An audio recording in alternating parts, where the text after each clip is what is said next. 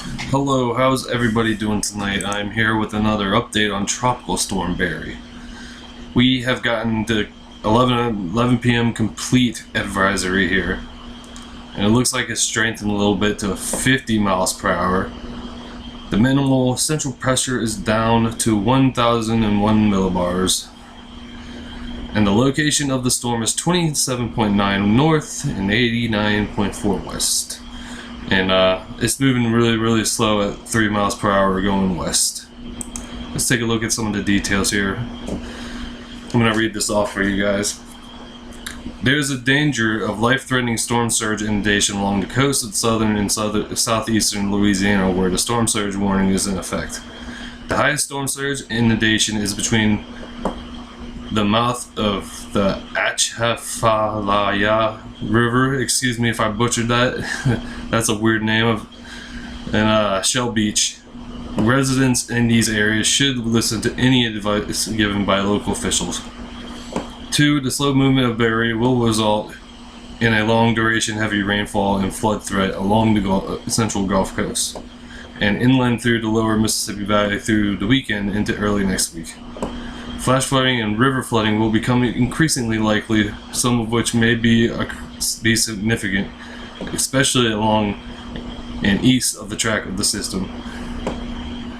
3. Hurricane conditions are expected along a portion of the coast of Louisiana where a hurricane warning has been issued. Residents in these areas should rush through preparations to completion, as tropical storm conditions are expected to arrive in the warning area by tomorrow morning. This is important. If you wake up early enough, you might be able to get some stuff done. That's if you wake up at like 6 o'clock in the morning, because I think the tropical storm force winds are going to arrive at around 8, maybe 9 at the latest. Let's look at the wind speed probabilities here. Anywhere along this portion of southern Louisiana here are from 70% to 100%. I'm sure this 100% is going to come right into Louisiana come tomorrow. So these are the areas that you need to watch out for in this storm. Arrival time of winds. Actually here in a few hours at 2 a.m. the extreme southern tip of Louisiana is going to start feeling tropical storm force winds. But that is if this track remains true, because so far it's still moving west even though it's a very slow pace. Wind speed history, just right off the Louisiana coast right here in this big swath. That's tropical storm force winds. Warnings and cones.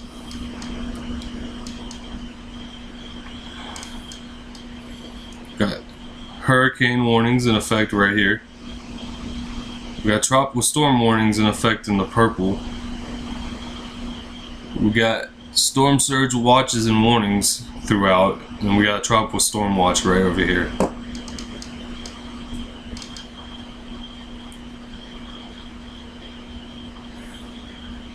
Like if it takes this path right here, then it's most likely going to become a hurricane. And it looks like it's doing that right now. There's it's shown no sign of a northward turn today.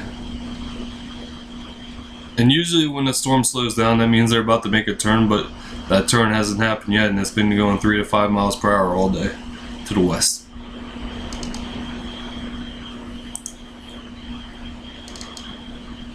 And here's a more detailed cone and warning sheet here.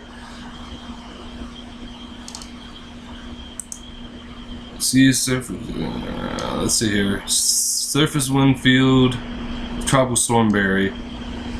These are where the 40 mile per hour winds are at, and that's a pretty large swath, if you ask me.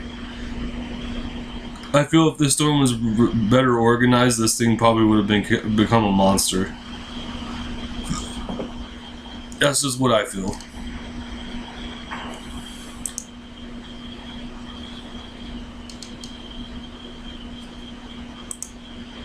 Alright, let's zoom in on this.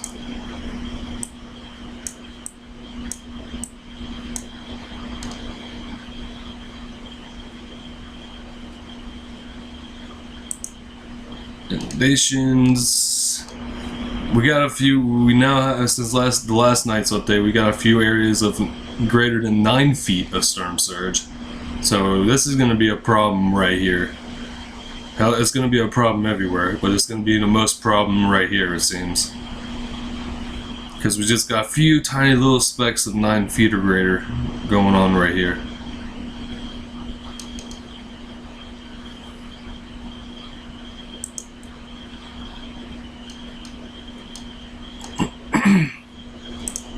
And this is where your storm surge warning and watches are.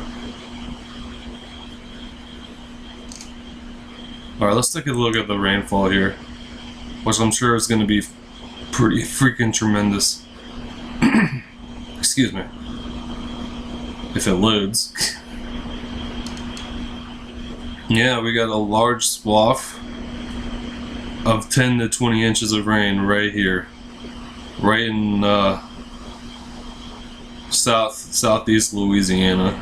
So, and I already talked about this last night. The Mississippi is so full right now.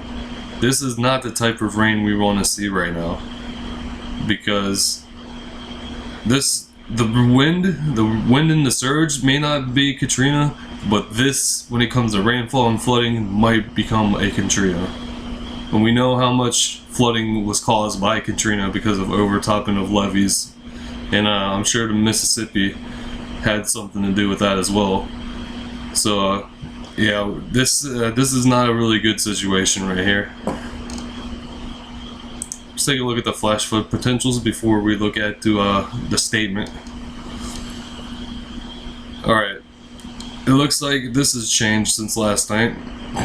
We're 50% or high here in most of southeastern Louisiana, while the moderate risk is formed a little bit more north, and then the slight risk has gone a little bit more north than that. So this is a really bad situation we got going on here, and I hope you guys take care. And if water comes inside your guys' home, get inside the highest level of your house as you can to stay away from the waters.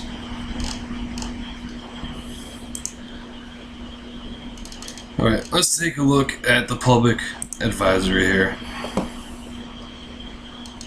You got all of your information here.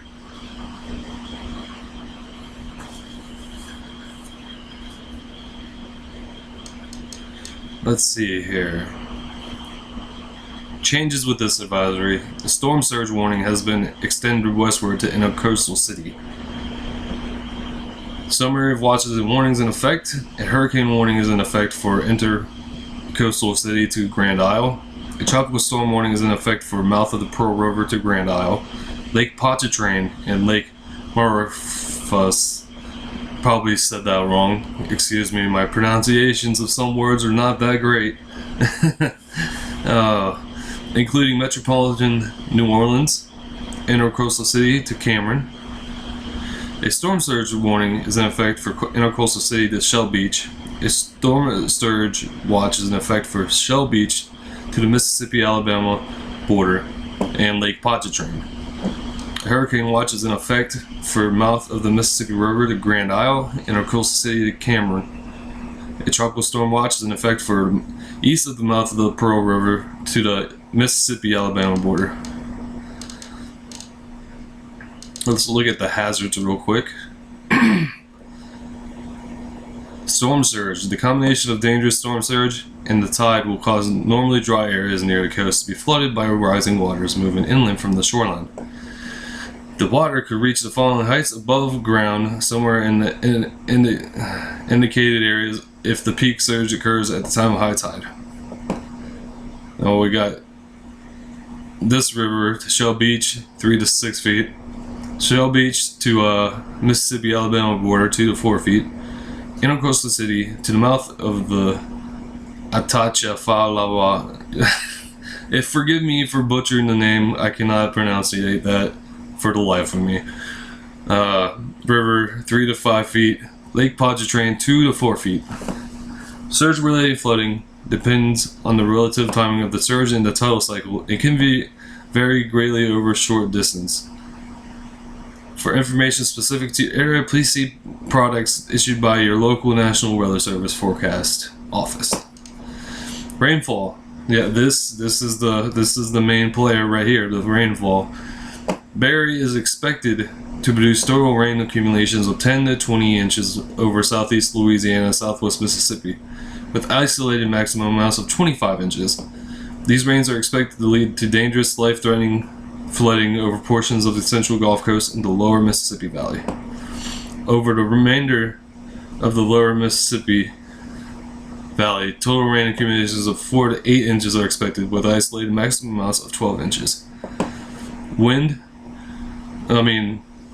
it all just depends really on if it stays slowed down and then it stays over those warm waters and the sheer and dry air leaves, then this may become a hurricane, but at this point I see a high-end tropical storm coming out of this. So they're still expecting it to be a hurricane, but I don't see it unless the wind shear and dry air just completely leaves it. Anyways, hurricane conditions are expected in the hurricane warning by Friday night or Saturday morning, with tropical storm conditions expected to begin on Friday. Hurricane conditions are possible within the hurricane watch area by Friday night or Saturday morning. Tropical storm conditions are expected to spread across the tropical storm warning area starting early Friday, with tropical storm conditions possible in the tropical storm watch area by Friday night or Saturday. Tornadoes. A few tornadoes are possible Friday and Friday night across southeast Louisiana, far southern Mississippi, and the Alabama coast. Next intermediate advisories at 1 a.m. CDT or 2 a.m. Central Eastern Daylight Time. The next complete advisory is at 4 a.m. CDT or 5 a.m. Eastern Daylight Time. Let's take a look at some of these models here real quick before I sign off. So we got to look at the new GFS Legacy here, and we're going to take a look and see what it's going to be like when it makes landfall.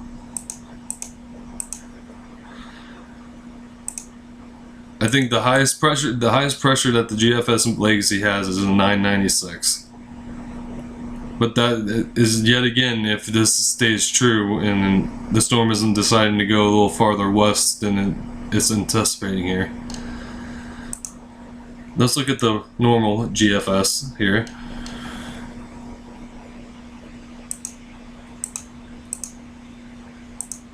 It looks like the highest pressure on this one is going to be 995. So that's probably a high-end tropical storm. Let's see what it's going to do at landfall. It looks like it's going to be about 997 millibars when it makes landfall, because this seems like it's slightly offshore. So I'm going to say 997 for this one, if it comes to fruition. Let's take a look at the Euro real quick.